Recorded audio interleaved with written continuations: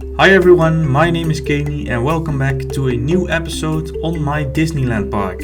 Today will be a different episode than I normally do. I'm gonna show the progress in different stages and talk about it a bit more. So this also means no speed builds during the video.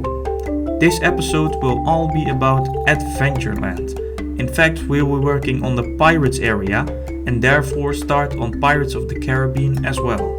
So let's dive straight in after the intro.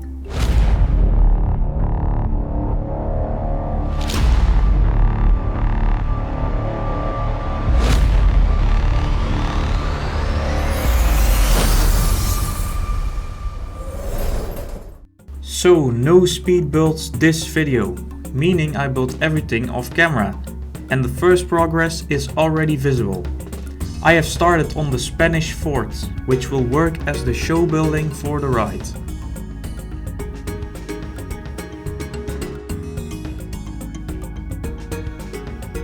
I've started on the most left side of the building, which will house part of the ride, and next to it the Blue Lagoon restaurant. Also, as you may have seen already, I am using the River Rapids ride, but this is purely for planning purposes. I'm actually eagerly waiting on a correct boat ride, which I hope will be implemented soon enough. With planning everything out before I start, I always make sure that I have enough space to work with so the ride won't have to be crammed in. The finished product will be quite a long experience. On this island here I will be building a walkthrough attraction. A long adventure trail where you will come across pirate caves, the Swiss Family Robinson treehouse, and many beautiful spots of nature and waterfalls.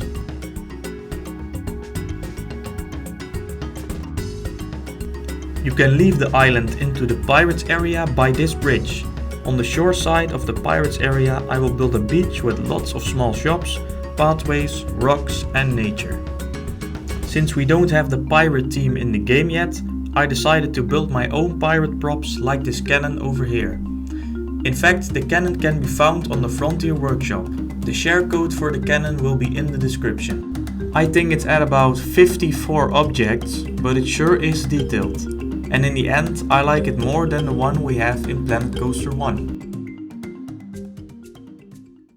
From here you will also have great views of the Indiana Jones ride, which will be transitioning from a mountain into a lush jungle area next to the Disneyland railroad tracks. This side of the Pirates building will mostly be pathways for staff and serve as emergency exits. Now we go on to the next stage. I built the first part of the Blue Lagoon restaurant entrance building.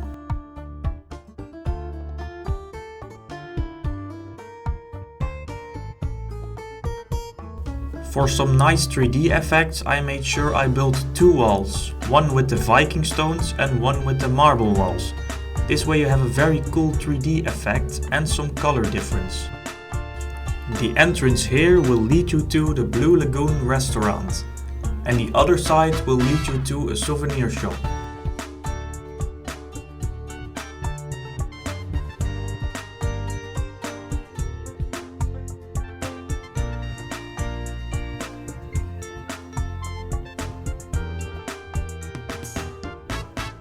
And so I finished the building from the outside and worked a bit further on the fort walls. One fun thing you'll notice is I made my own poster for the souvenir shop. I'm not a graphics artist, but I still think it works out fine.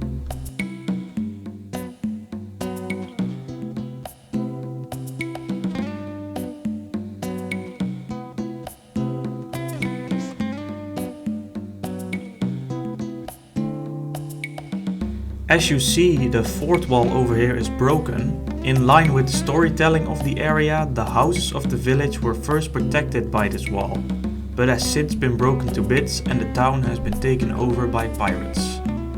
I will build further remnants of the walls near the beach, so it helps with the visual storytelling of the area. In the end, I want you to see and imagine how the fort was laid out back in the day. These remnants are also a fun way to explore via the smaller pathways winding through.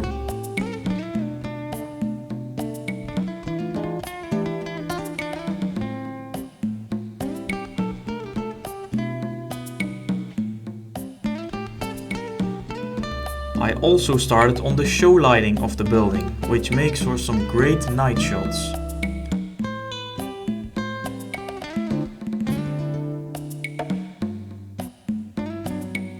And for the last part of the video we will look at the last stage. I've planned out almost the entirety of the show building now, and also as you see here where the entrance sign will be.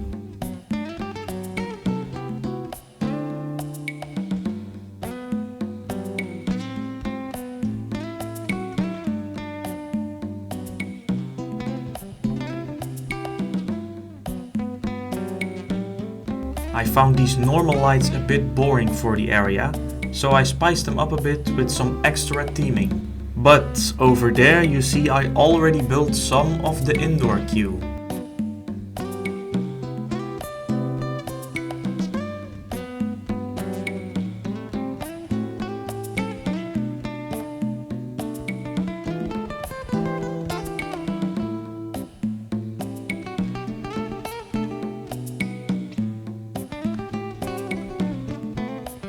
The queue layout is not entirely finished yet, but I already have quite a lot to work on now. Having planned the whole ride layout now, I luckily found out that I have enough space left for the backstage area.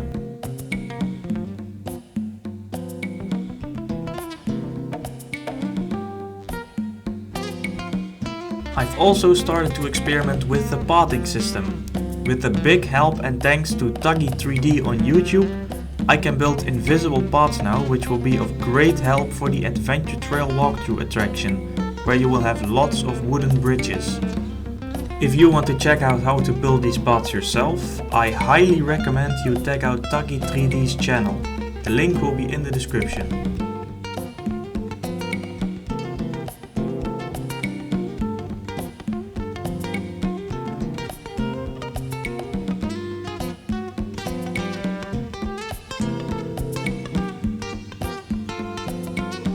And so we come to the end of the video.